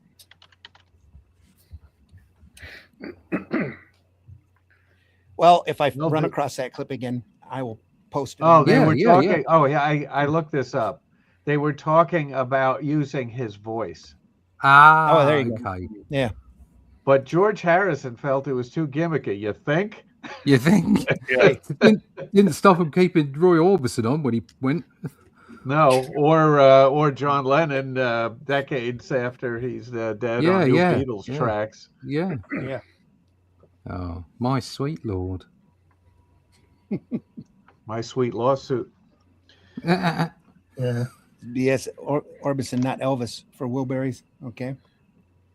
But I'm just telling you, I just saw the clip a couple days ago. Yeah, that's fair enough. If they were going to use his voice, yeah. I mean, I wouldn't be surprised if they were going to use his voice. It's Elvis. Yes, Martha, she was treated like a specter. She was just around every base. Yep. Was that an Epstein's Island base, Russ? You never know. You never know. It's like I was never there. I never saw Prince Andrew. I don't know the Queen. God save the Queen. Too She late. ain't no human being. She ain't. It's just a fascist regime. Hey, John Lydon's a conservative now. Oh, you're not shitting me. This is a man was who. all- Yeah, sorry. Yeah, Glenn, you're absolutely right. Yeah, this is a man who wanted to take down the system with anarchy, who ended up being Yeah. the spokesman for butter. Like, piss off. He's a very, very clever man. He knew exactly what he was doing. Yeah, yeah. And, you know, They're all the same. he did Yeah. it. That almost looks like Steve Kenyon here. It does. But he got blindsided by revealing about Savile, didn't he? Oh, yeah. Yeah, I mean, at least he was the one that was prepared to go public on Savile. Yeah, and that was 1978. That's right, yeah. Yeah, it just shows you how scummy everybody else was, that they wouldn't say anything. Well, look over here in America with the whole Weinstein thing. Like everyone knew what was going on, and no one really did anything about it. That's Hollywood. Mm-hmm.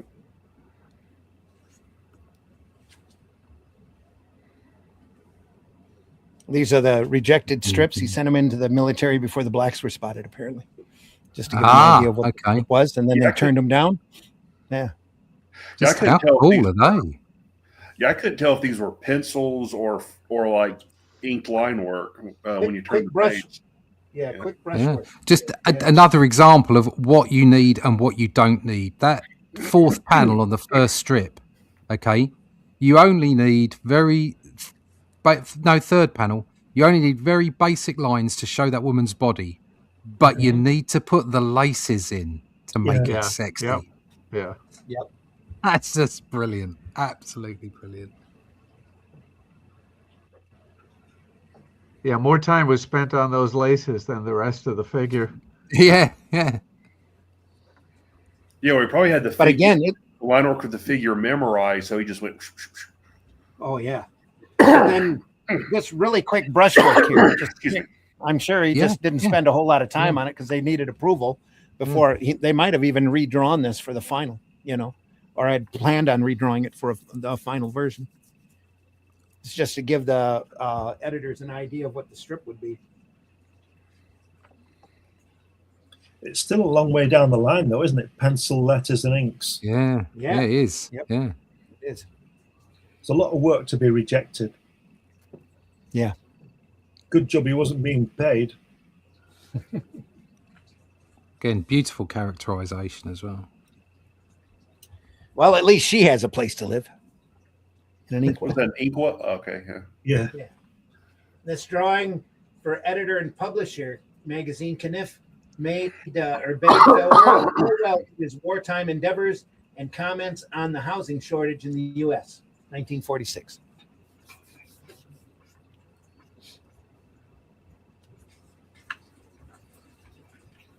Wow. A little better Betty Page looking here. Ooh, hello. Yeah. Almost didn't think she'd ever see you again after that first wild visit. Now you've got the whole armed forces with you. Come in and grab some floor while Steve pours. That's Steve. Can you think I'd better stick around and see what's up with Uncle's new kid, line of duty, of course. So is she the uncle's new kid? Because I'm confused now. No. The kid's coming in. She's inviting him in. He's going to stick around to make sure that they mind the man. Another Vampirella style outfit. Yeah, great really? lettering. Yeah. You look long enough, you see the lettering. It's very good. Yeah. Weinstein controlled the Gnomes book being turned into a cartoon, probably for the busty gnome women. Oh, he bankrolled the Gnomes book. Right. That's it.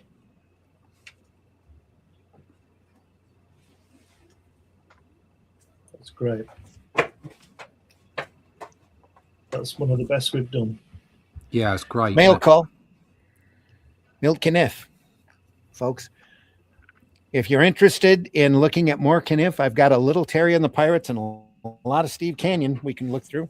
Do you have any of those Great stuff. NDM collections? I think I have a Terry in the Pirates NBM Yeah, collection. the Sundays are incredible. Yeah. It's just all beautiful work. Was collecting the Steve Canyon magazine when Kitchen Sink was printing it there for a while. Folks, want to see more Caniff? Let us know. There's much more Caniff to be shown and shown off. We might do it, whether you want to see it or not. We might look at it anyway. So, here we go.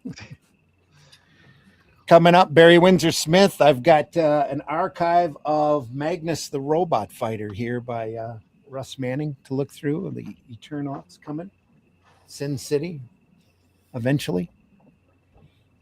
We'll talk more about Frank. Have you got Barry Smith's Monsters? I do not. I do. What Sin City volume is it? All. Oh, all of them? Okay. Yeah. Got a set of them in paperback. Yeah, more World War II stuff. We will try. Martha's promise. We'll try to get there. Deeply appreciate you stopping by, everybody. Hope you enjoyed it as much as we enjoyed looking at it. If you enjoyed this program, please tell your friends. I do believe we might have a big announcement next week in that we may become able to take on them their super chats. Woohoo. So, with all of the proceeds going to help keep the channel going, keep the Indie Comics Network alive and running. Marvy, more busty vintage women, please. Have a great week. Sure, Marv. That's that could turn into our motto here on the show. So, more cheese, more beef, more to come, folks. Much more to look at. We do this because we love looking at this stuff. It makes us better creators, better workers in the field, and we just love looking at it. We love comics in all its different forms, and we like to look at all of its different forms here on Sunday Funnies every 9 a.m. on Sunday. Then we also have a East Coast time, Eastern time. Yep. We also have another show Friday mornings at 5 a.m. Eastern time called Comics by Night, where we look at more sequential art. We will probably be looking at Red Nails over there here this week. So this upcoming week, make sure you stop by. We really want to thank everybody. We know the majority of our audience comes in after the fact, and we deeply appreciate you as well. Please, no matter when you watch this program, hit that like button or even that thumbs down button if you feel you have to, because any kind of interaction you have with this program goes to help our algorithm, especially on silly YouTube, to get out there in front of more eyes and more folks. Silly YouTube. But anyway, please do that. Any kind of if you watch us on whatever platform, if you haven't subscribed to it yet, please subscribe to it and help us out with our algorithm as well. We are archived over at the Indie Comics Network YouTube channel, the Comic Book Black Belt YouTube channel, and the Randy Zim YouTube channel as well. So go over there and enjoy. We've been doing this for 3 years now. It'll be 3 years here in a couple of weeks. And we've looked through a lot of stuff. So feel free to go back through our archives and enjoy that when you can. There's loads there. Charles, please tell folks how they can find you. Well, they can go to Amazon and buy Rammer, first issue. Second issue. And I just dummied up the the title there for the third issue. Nice. And they can go to Facebook and Instagram and Twitter, and now I'm even on LinkedIn. Ooh. So if you reach out to me, give me your email. I will send you free PDF full color previews of Rammer, the first and second issue. and some other stuff that I can throw at you as well. Rammer is the master thief in a future police state, and he's the one and only. Until people catch on and say, boy, I'm going to do my own master thief in a future police state. But it will be a pale imitation. Trust me on that. So reach out and I'll reach back. Thank you. All right. Mitch, please tell folks how they can find you. Well, you can find my online comics on the Global Comics and Pass platforms. I try to keep them pretty up to date. Equally on both. Currently going through the original Boger miniseries and doing a director's cut remastered version. I'm releasing them issue by issue once they're done on the webcomics platforms, and when they're done, I will do a crowdfunding campaign for a collected edition. I should have the third issue completed and up by this week or next, and also the Flesh and Blood collection. I'm releasing a new installment this week or next also, so keep an eye for that. I'm also on socials and my website, CelticCrossComics.com.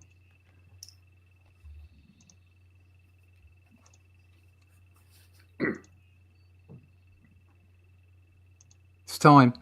Okay, just a quick look at what we got going on in the. Is this the no background page? This is one of them. This is there's multiples. This is just a preview of some of the pencil work going on in the Atlantean issue 4.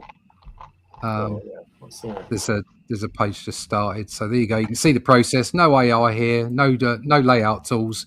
Just they may be digital pencils, but they're my pencils, and they get inked physically. So if you like that kind of stuff, if you like sword and sorcery.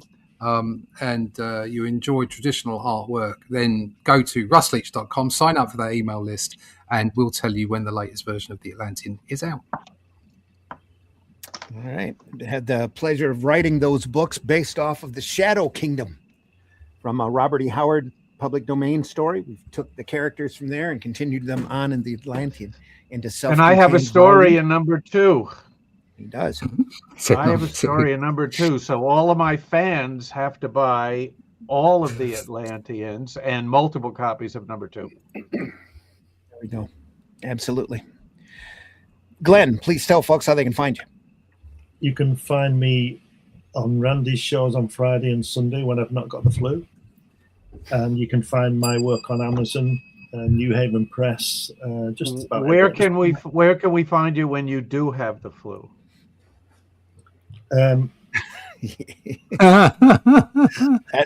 Drinking hot toddies, watching daytime TV. Putting a kettle on? No, Helen will do that for me. Did he say pudding? Did somebody say pudding? Pudding, not pudding. Pudding. If you put my name in Google, something will come up, but I can't guarantee what it'll be. His OnlyFans page, everybody. Yeah, but pudding. If an OnlyFans page comes up, I've been hacked again. That'll bring my lunch up.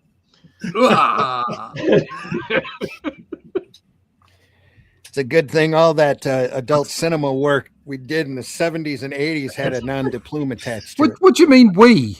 It was just you. I wasn't even alive in the 70s. Well, it was just you, Randy. You're the one with the moustache. I have no idea what you're talking about. Folks, I've been your host, Randy Zimmerman. Sorry, before you carry on, have a quick look at this. Just sharing something else. It's the cover, and we've got Renato who's already started the detail. He's already started painting the cover up. So once again, we'll have a beautiful painted cover by Renato. Go check him out. It's almost Renato. Rosart. Renato Rosart. I don't know the detail. I'm crap at the internet. Go to my website. X account, and you'll pick up his ID there. He's a fantastic artist. He should be working in mainstream, but he's doing some grand stuff for us. Just wanted to give him a shout out. Really, absolutely. Folks, you can find our Atlantean campaigns over at fundmycomic.com. You can buy the first 3 issues of the Atlantean and multiple formats of the Shadow Kingdom as well on Amazon, Barnes & Noble. Criticalblast.com also has those available. Beautiful little digest, everything from a little digest book to a black and white book in the same format as the Atlantean to a fantastic hardback version in color with the prose story of Shadow Kingdom in behind it for your comparison, for you to compare it to. And we hope you do. We hope you enjoy it. I think that's it, folks. Like I said, I've been your host, Randy Zimmerman. I've been writing the Atlantean. I'm currently putting together a collection of the first alternative comic that I had published back in the mid 80s called Tales from the Aniverse. If you remember back that long ago, there will be a volume campaign for that here, hopefully by the end of the first quarter of this year. And other than that, you expect to see more Atlantean coming soon. So we hope you look out for that. All the news on the Atlantean you can get over at russleach.com. Go over there and sign up for that email list. So that ever-growing email list. And folks, thanks again for stopping by. Please don't be afraid to go visit your local retailer. Look at those boxes that he might have, or he or she might have had sitting there gathering dust. You'd be amazed at the great gems that are in there just waiting for you to discover or rediscover and enjoy. If there's comics out there that you love, and you should tell people about it. We have collections for a reason. Anything by Jack Kirby. Jack Kirby, we just went through an entire month of in October covering a lot of his monster work. We have the New Gods and Hunger Dogs in the queue that we will get to probably this next year. So stay tuned for that. We are looking forward to much more Kirby on here. So, yeah, good. And again, we deep end Ditko and on all of the other greats as well. We love this art form in all of its forms. So please stop back by and keep watching us. Other than that, folks, take care. Have a great rest of your weekend. Have a good week. Yeah. We hope you're having a good new year. And we'll see you on the next one. Keep on flying. Thanks for done. Yeah. We wish you the best. Take care, everyone.